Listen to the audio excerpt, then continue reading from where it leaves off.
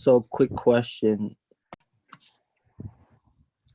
Sutra 31. Accompaniments to the mental distractions include distress, despair, troubling of the body, and disturbed breathing.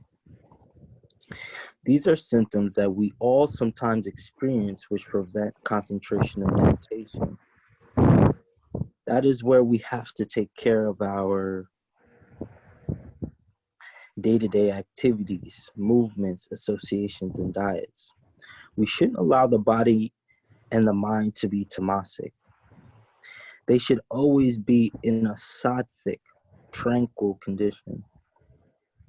That cannot be created all of a sudden by meditation alone. So we have to take care of all of these things in our daily life. A sickly body can never be fit to sit. It will not allow the mind to meditate quickly. Weak nerves will always create tremors. When people meditate, they tremble and perspire. These are symptoms of physical weakness.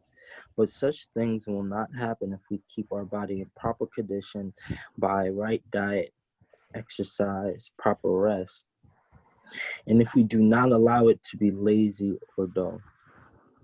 Sutra 31. So let's start with the comments. This verse here, I can definitely relate with, because when I started yoga teacher training last spring, I didn't have a strong meditation practice, and I felt as if everything I did was a flow or moving meditation similar to my vinyasa practice.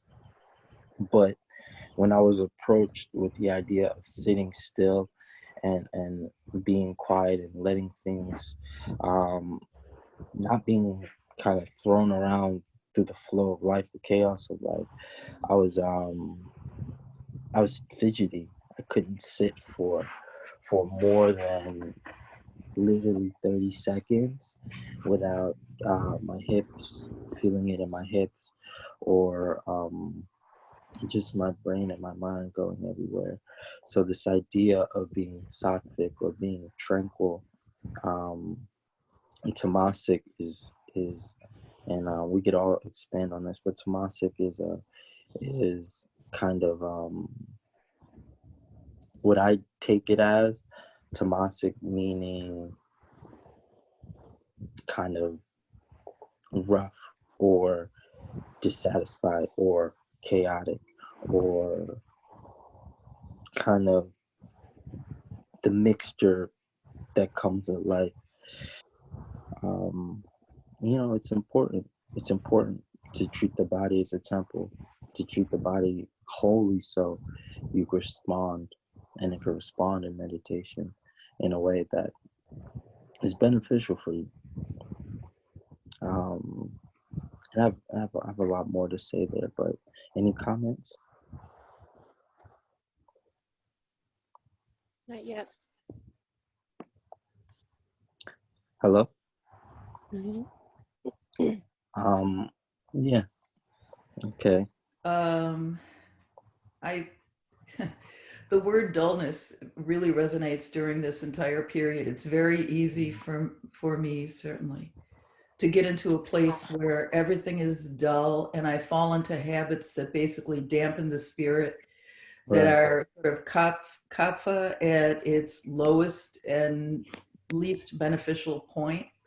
And I found a couple of days I've been trying to focus on, okay, if this takes you down further, then, and I'm not talking depression, I'm talking about dullness and lack of connectedness. Right. If this takes you down further, then what's the thing you do about this particular thing? In a couple of instances, it's just remove it from your life. You can do this, just remove it from your life. In other instances, it is remove it from your life, but replace it with XYZ. So this particular one resonates with me. And the other thing that I wanted to say is, and I thought of this after yesterday's discussion or Saturday's discussion, there's a huge difference between a kind of situational glumness and dullness, and then separately, but there, depression and a chronic depression. And it's really important not to move into the phase of mind where you blame other people for not pulling themselves up by their bootstraps. Because for some people, depression is a core part of their being, and it takes a lot more than doing some of the stuff that this group does, even regularly, to deal with that core situation. And I was really afraid when I was reading it, you know, I could slip into being too judgmental. Well, snap out of it. And there is, for some people, no such thing as snapping out of it, even snap out of it after 2 years of doing the quote unquote right stuff. So those were the two things I was thinking about. I would like to share something if I could. I don't know if you guys can hear me. Am I muted? Yeah, No, I we can hear hear you. you. Oh, okay.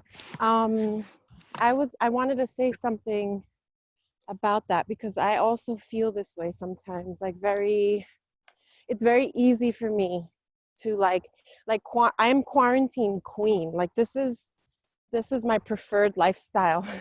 And then sometimes this gets like heavier, like I can't pull myself out of this like icky, sticky feeling, and it's not sleepiness and it's not depression.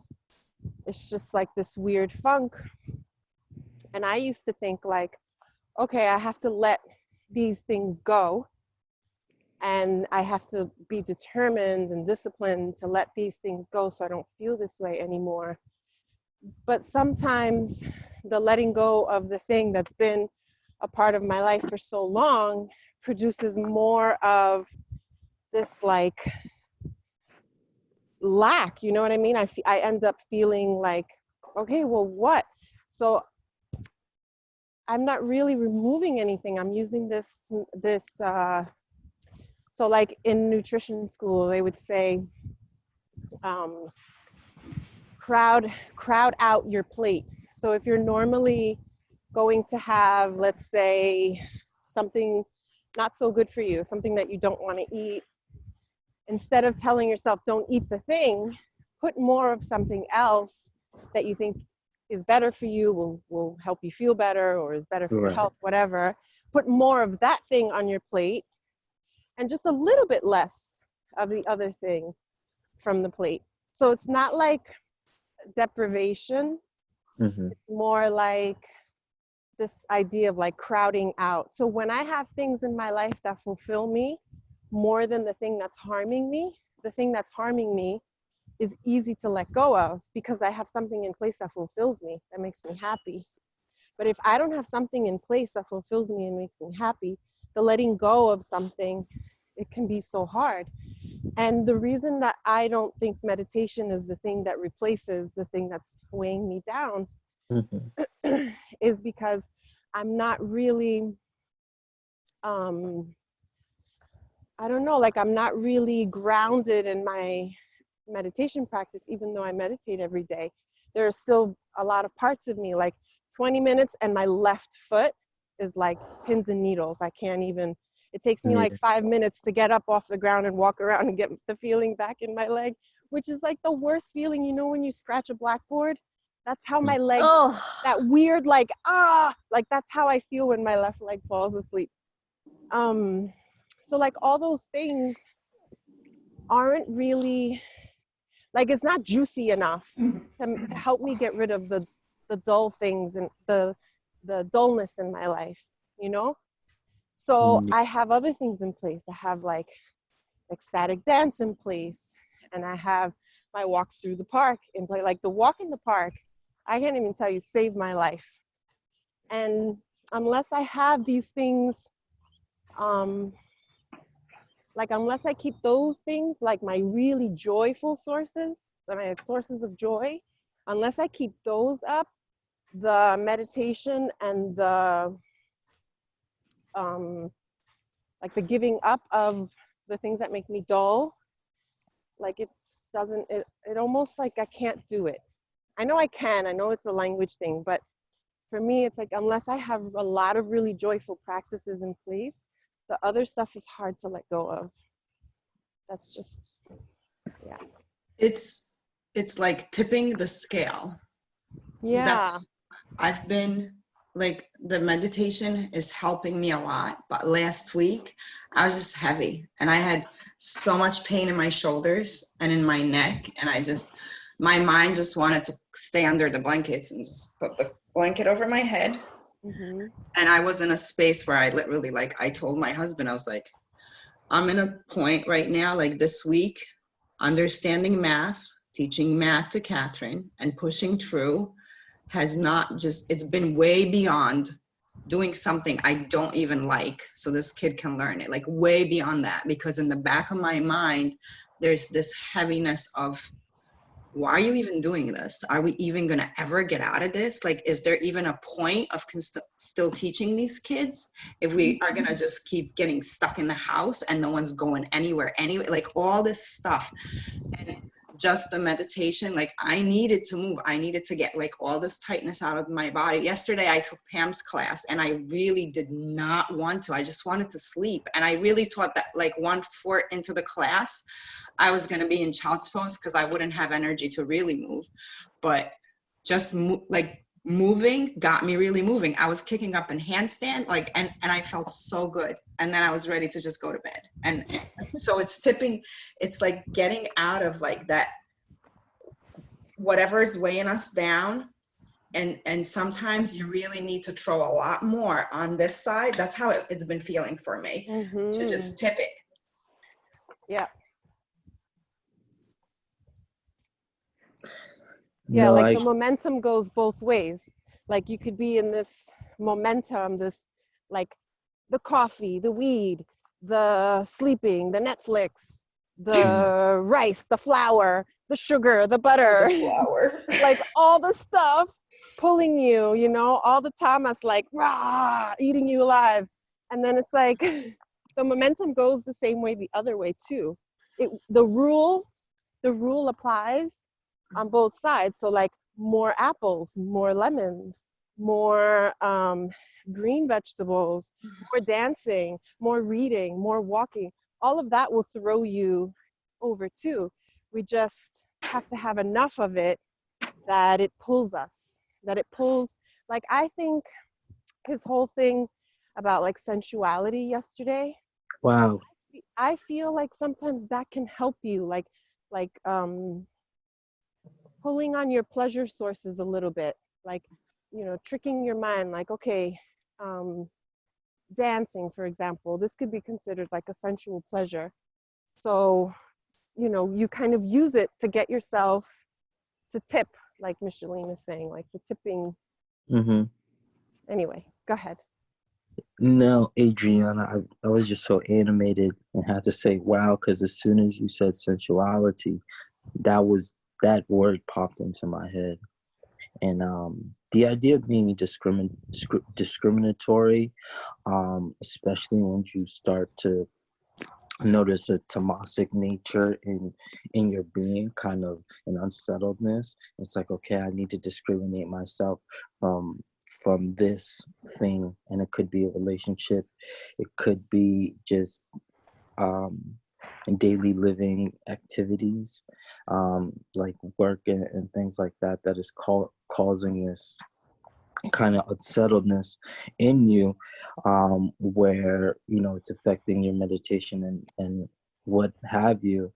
Being discriminatory and offering yourself balance is really key, but at the same time not totally disassociating yourself with who you are and where you come from, is also key. Because I know once, and I could speak for myself, once I started to embrace the yogi lifestyle, a lot of the times I can get lost in the idea of the meditation and to being one with myself, where I would remove myself completely, and then, like you said, you kind of lose a little bit of yourself once you take yourself and disassociate with the chaos in the situation.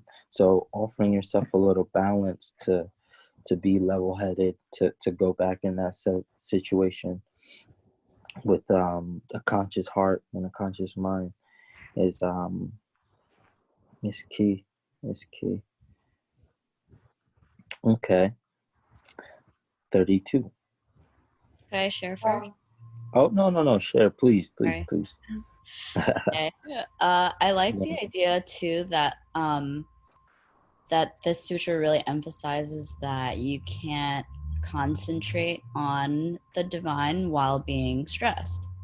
Mm. And I think that's like I'm like the annoying member of my family and in my work group of like trying to tell people that stress is killing everyone, because I believe that. I believe that, especially in our culture, so many things that we do are driven by like being intensely stressed out, and we kind of associate being stressed out with like being successful or being productive or or valuable at all. And I sometimes think that even in the yoga community, we all know like some yogis who are like really really stressed out. So it's not like doing yoga every day takes away all of your stress, but rather I think it's actually connecting with yourself and having the space to connect with yourself that relieves that stress, or can help to relieve that stress. Because I know, you can show up for a yoga practice every day and stress yourself out more. You know what I mean? Right. For sure. So it's less about just performing the practices, because that can sometimes be even more of a burden. And I think it's more about finding things that, like Adriana was saying, like dancing, that is something that isn't productive. It's not, it's adding something to you. It's relieving stress from you. It's also moving energy in your body in a way that isn't necessarily a practice, but you can view it that way if it is putting you in better harmony with your body. Yep. Can I say something too along that line? Yeah. My teachers are always talking about, like, Adriana, that analogy you made of the plate is like so Vedic, that my teachers always use the analogy of the pot, where if you're trying to get the air out of the pot, you can't just like scoop it out. You can't like dump it over. You have to fill it up with something else. And I think that like the next sutra is getting us into that idea of one pointedness. And sometimes like an asana practice isn't going to get you to one pointedness, and a breathwork practice might not get you to one pointedness. And I think this time, I was talking to Mackenzie yesterday on the phone, like this time, she's like, what did you call it? What did you call this time you told us in teacher training?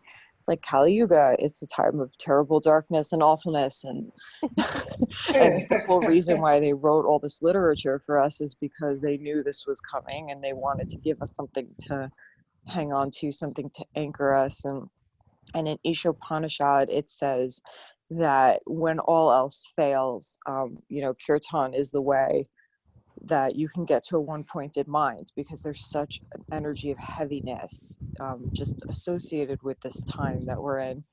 And for myself, it's like moving through these phases. I think everybody's moving through these phases where it's like, you're like, I'm okay, I'm healthy, everyone's healthy, here we are, we're happy, here we are in the present moment, everything's fine. And then all of a sudden, like a couple minutes later, the doom hits you, and there's this feeling of, oh God, of just like heaviness, of anxiety, of, disturbed, just really feeling disturbed. And, I was trying like all the things, and it got to the point where now we're like playing kirtan in the house all day, and I'm just like singing all day, and that's the only thing that's getting me through. Like, it's easier to do that once I meditate and once I do the physical practice, and like all the other stuff is kind of like working together to kind of. But yeah, like I feel like dancing is the same thing. It's like singing with the body. Like sometimes we just need something that's going to give the mind an anchor for an extended period of time, and the one pointedness is like it's the solution. It's the solution. So you just have to find your way. And it's like a joyful practice for no reason. Right. Exactly. Like singing, even if you're not singing devotional hymns, sometimes a good, like I love music, and sometimes a song, can take me like so, it can pull me so out of myself, so far. It's really beautiful. Because you can't think while you're singing. Mm-hmm.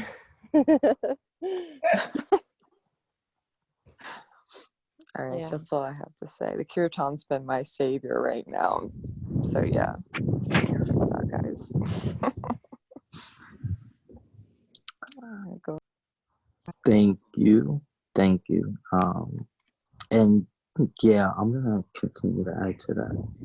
The actually doing the work, and yeah, sometimes I remember I have felt like that. Like I would take a yoga class, or I'd rush to a yoga class, and I would leave feeling perturbed and kind of thinking that that yoga class can deal with how I felt about a particular issue or about a particular situation that I wasn't addressing. So dealing with whatever it is that's heavy on the heart, also maybe it is through kirtan, or maybe it is through culmination of practices like dance, or going to the gym and singing, but still kind of having this sensuality to be in touch with yourself enough to figure out the route to get to wherever you need to get to. Yeah, no, these are excellent comments.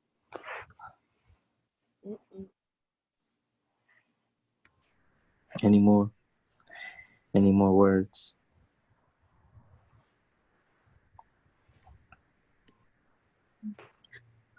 Okay, we have 30 minutes. Okay, it's now 8 o'clock. I'm gonna go because we have no more comments in Sutra 31, but I don't want to rush. Yes? We can, you can go ahead and like move into breath work, and then we'll have the 20 minutes of meditation and we don't go over. Okay. Yeah, that was a good conversation today. Mm-hmm. So let's get ready for some breath work. We're going to start with alternate nostril breathing. So you're going to take your right hand, right? You're going to close on the right middle finger as well as the right pointer finger. So you're going to have your right pinky and your right ring finger claws off your left nostril, and your right thumb claws off the right. And we're just going to start by inhaling through the left nostril and exhaling through the left nostril. Find an inhale through the left nostril. Close out the left nostril. Find a long and steady exhale through the right nostril. Inhaling through the right nostril. Closing out the right nostril with the right thumb. And exhaling through the left nostril. Inhaling through the left nostril. Closing out the left nostril. Exhaling through the right nostril. Inhaling through the right nostril. Closing out the right nostril. And exhaling through the left nostril.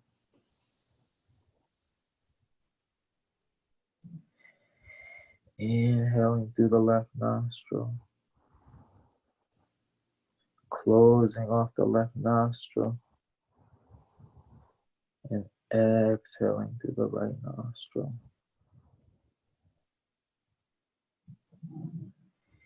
Inhaling through the right nostril. closing out the right nostril, and exhaling through the left nostril.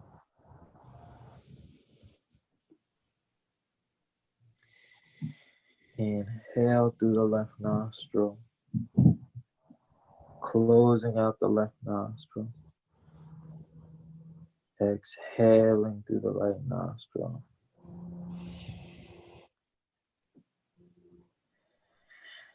Inhale through the right nostril, sending the breath into the diaphragm. Closing out the right nostril. Exhaling through the left nostril.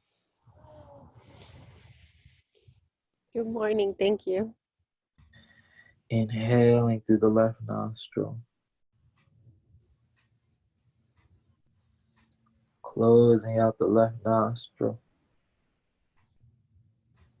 Exhaling through the right nostril.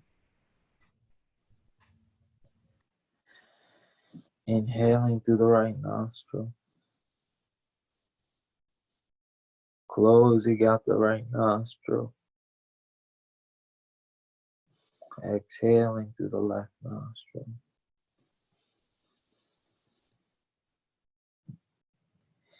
Inhale through the left nostril. Close out the left nostril. Exhale through the right nostril. Inhale through the right nostril. Close out the right nostril. Exhale through the left nostril.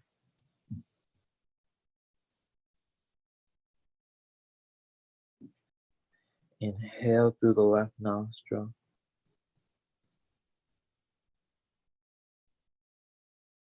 Close out the left nostril.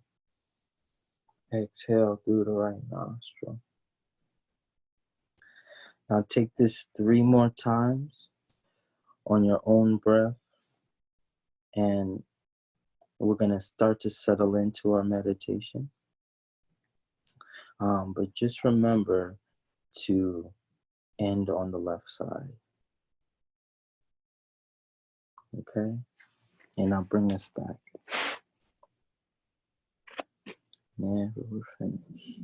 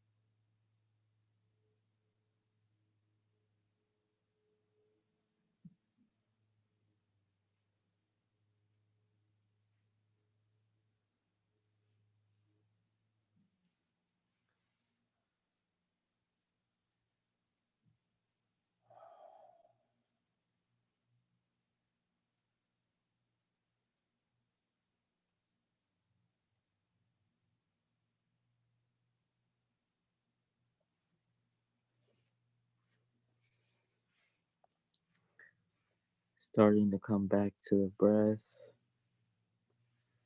coming out of the meditation.